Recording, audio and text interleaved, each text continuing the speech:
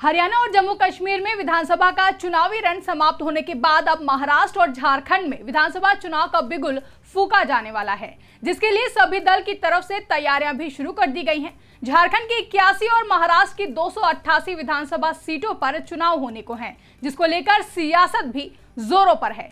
एक तरफ जहां पक्ष विपक्ष लगातार एक दूसरे पर हमलावर है, तो वहीं इसी बीच महाराष्ट्र में विपक्ष को एक बार फिर महायुति सरकार को घेरने का मौका मिल गया। बता दें, देर रात महायुति का हिस्सा अजित पवार वाली एनसीपी के नेता और महाराष्ट्र के पूर्व मंत्री रह चुके बाबा सिद्दीकी की गोली मारकर हत्या कर दी गई, जिसके बाद महाराष्ट्र में सियासी माहौल इस कदर बिगड़ा कि बात सीधा सीएम एकनाथ शिंदे की कुर्सी पर आ गई। यानी कि विपक्ष ने सीएम एकनाथ शिंदे से मुख्यमंत्री पद से इस्तीफा देने की मांग तक कर दी। तो क्या है पूरा मामला और एनसीपी नेता बाबा सिद्दीकी की हत्या के पीछे किसका हो सकता है हाथ, बताएंगे अपनी इस रिपोर्ट में। नमस्कार, मैं आकांक्षा और आप देख रहे हैं इंडिया पब्लिक खबर। महाराष्ट्र में होने वाले विधानसभा चुनाव से पहले ही महायुति को बड़ा झटका लगा है, जिसके बाद से एनडीए की महायुति गठबंधन सरकार की मुश्किलें बढ़ गई हैं। एनसीपी नेता और महाराष्ट्र के पूर्व मंत्री बाबा सिद्दीकी की हत्या से महाराष्ट्र की सियासत में कोहराम मच गया है। दरअसल बीती देर रात मुंबई में अजित पवार गुट वाली एनसीपी के नेता और महाराष्ट्र के पूर्व मंत्री बाबा सिद्दीकी की गोली मारकर हत्या कर दी गई। बांद्रा ईस्ट में उन पर कई राउंड की फायरिंग की गई, जिसमें से 2 गोली उन्हें लगी, जिसके बाद उन्हें तुरंत लीलावती अस्पताल पहुंचाया गया, जहां उनकी मौत हो गई। पुलिस ने इस मामले में एक्शन लेते हुए 2 आरोपियों को गिरफ्तार भी कर लिया है। वहीं इस घटना को लेकर विपक्ष सरकार पर लगातार हमलावर है और राज्य में कानून व्यवस्था पर सवाल उठा रहा है। इसके साथ ही बाबा सिद्दीकी की हत्या के पीछे कई तरह के सवाल भी उठ रहे हैं कि आखिर बाबा सिद्दीकी की मौत के पीछे किसका हाथ हो सकता है।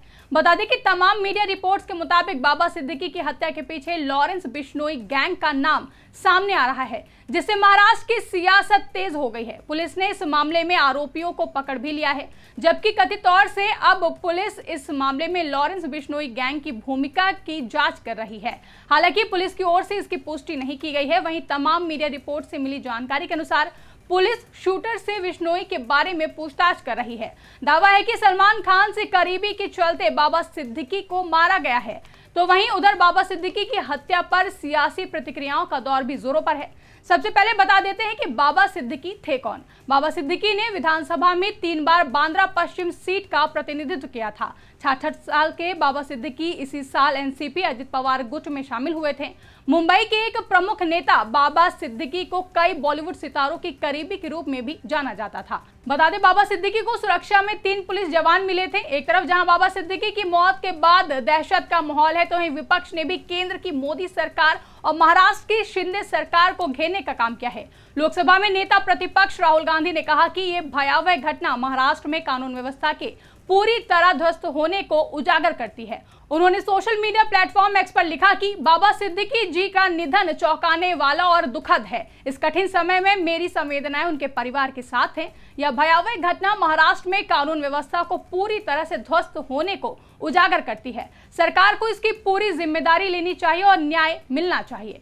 वहीं कांग्रेस के राष्ट्रीय अध्यक्ष मल्लिकार्जुन खड़गे ने भी बाबा सिद्दीकी के परिवार को न्याय देने की मांग की है। खड़गे ने एक्स पर लिखा कि महाराष्ट्र के पूर्व मंत्री बाबा सिद्दीकी का दुखद निधन शब्दों से परे स्तब्ध करने वाला है।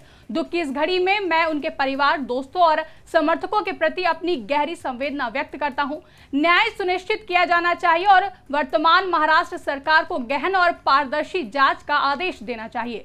दोषियों को जल्द से जल्द सजा दी जानी चाहिए। जवाबदेही सर्वोपरि है। तो शिवसेना यूबीटी की सांसद प्रियंका चतुर्वेदी ने भी बाबा सिद्दीकी की हत्या पर पुलिस की कार्रवाई पर सवाल उठाते हुए कहा कि बाबा सिद्दीकी काफी सम्मानित नेता थे। राजनीति के अलावा भी उनके सभी लोगों से अच्छे संबंध है। ये घटना दिखाती है कि महाराष्ट्र में हमारी कानून व्यवस्था पूरी तरह से चरमरा गई है। अगर हम घटनाक्रम देखें तो उन्होंने 15 दिन पहले कहा था कि उन्हें धमकियां दी जा रही हैं। उन्हें वाई श्रेणी की सुरक्षा भी दी गई थी, लेकिन फिर भी इतनी बड़ी विफलता। बांद्रा जैसे क्षेत्र में उनकी हत्या हो जाना कानून व्यवस्था की नाकामी को दिखाता है। यह बहुत दुर्भाग्यपूर्ण है। क्या हो गया है हमारी मुंबई पुलिस को, जो दुनिया भर में मानी जाती है। आपने महाराष्ट्र को उस जगह लाकर छोड़ दिया है जहां ना तो कानून व्यवस्था है और ना ही न्याय व्यवस्था है। केवल और केवल लूट हो रही है। साथ ही प्रियंका चतुर्वेदी ने ट्वीट करते हुए रेल मंत्री अश्विनी वैष्णव पर भी हमला बोला और लिखा कि दिन दहाड़े एक वरिष्ठ नेता की हत्या से मुंबई ही नहीं पूरा देश दहल गया है। उसके बावजूद रेल मंत्री अश्विनी वैष्णव बांद्रा में आज एक नई ट्रेन को हरी झंडी दिखाएंगे। इसी क्षेत्र से बाबा सिद्दीकी आते हैं, यहीं उनकी हत्या हुई। अपने गठबंधन के एक साथी का ही सम्मान कर लेते, लानत है। तो वहीं शिवसेना यूबीटी सांसद संजय राउत ने भी महाराष्ट्र सरकार पर हमला बोला। उन्होंने प्रेस कॉन्फ्रेंस में कहा कि कल जिनकी हत्या हुई है उनके पास वाई श्रेणी की सुरक्षा थी। ये महाराष्ट्र के सीएम एकनाथ शिंदे का फेलियर है। लोगों में कानून और पुलिस का डर नहीं रहा है। यहाँ दिन दहाड़े कहीं भी हत्या हो रही है। राज्यपाल को मामले में हस्तक्षेप करना चाहिए और फडणवीस को पद से हटाना चाहिए। मुंबई के सीपी और ऊपर के अधिकारी एकनाथ शिंदे गैंग के सदस्य हैं।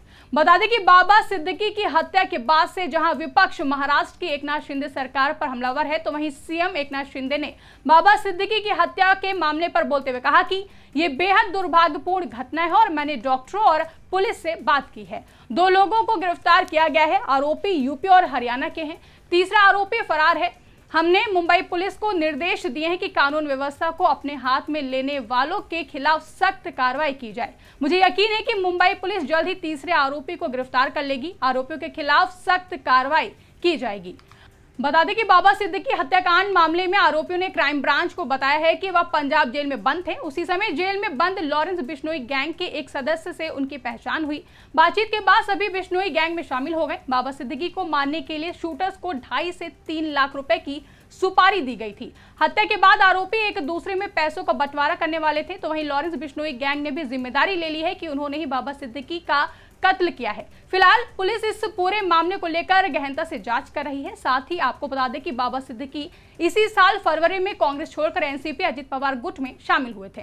आपको बता दें कि खबरें आ रही थी कि बाबा सिद्दीकी को 15 दिन पहले जान से मारने की भी धमकी दी गई थी, जिसके बाद उन्हें वाई कैटेगरी की सिक्योरिटी भी मिली हुई थी। हालांकि इसके बाद ये भी बात सामने आई कि पुलिस ने इन दोनों ही बातों का खंडन किया है, लेकिन फिर भी एक पूर्व मंत्री और महाराष्ट्र की सियासत के इतने कद्दावर नेता का यूं मर्डर हो जाना कई सवाल खड़े करता है। साथ ही कहीं न कहीं बाबा सिद्दीकी की मौत से आने वाले विधानसभा चुनाव में इसका असर देखने को मिल सकता है। बहरहाल इस वक्त महाराष्ट्र में सियासी पारा हाई है। विपक्ष लगातार शिंदे सरकार पर सवाल उठाते हुए महाराष्ट्र की कानून व्यवस्था पर हमलावर है। ऐसे में देखना अहम होगा कि बाबा सिद्दीकी की हत्या मामले में अभी और क्या खुलासे होंगे। फिलहाल के लिए इस रिपोर्ट में बस इतना ही। इस रिपोर्ट पर आपकी क्या राय है कमेंट करके हमें जरूर बताएं। साथ ही अगर अभी तक हमारे YouTube चैनल को सब्सक्राइब नहीं किया है तो चैनल को सब्सक्राइब करना ना भूलें।